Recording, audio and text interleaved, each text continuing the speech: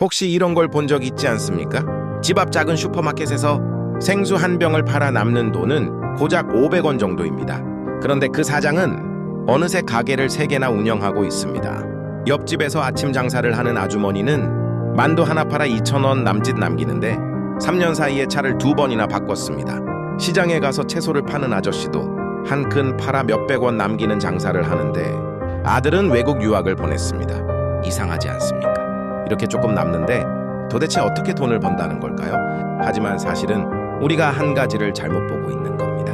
돈을 버는 핵심은 한 번에 얼마를 버느냐가 아니라 얼마나 자주 버느냐입니다. 이것이 바로 대부분의 직장인들이 모르는 비즈니스의 핵심 비밀, 돈의 회전 속도입니다.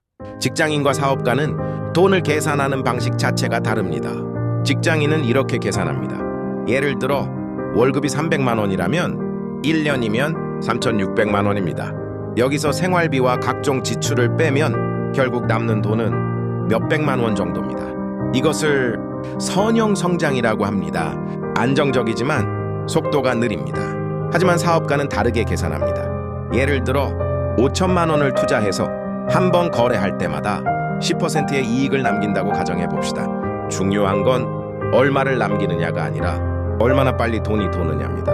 만약 돈이 하루에 한 번씩 회전한다면 한 달이면 30번입니다. 이것은 지수 성장입니다.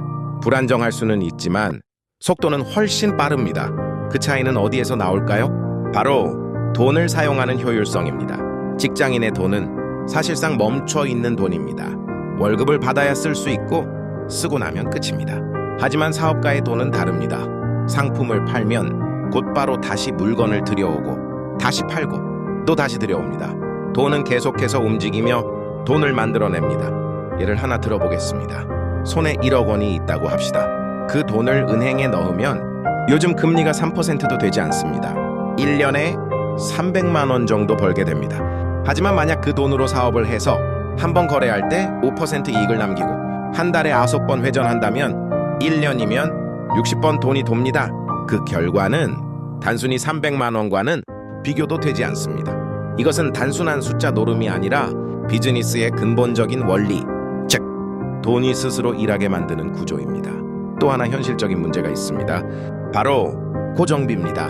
작은 가게를 하나 열어도 월세, 인건비, 전기세 매달 몇백만 원에서 수천만 원까지 나갑니다. 예를 들어 한 달 고정비가 500만 원이라고 합시다.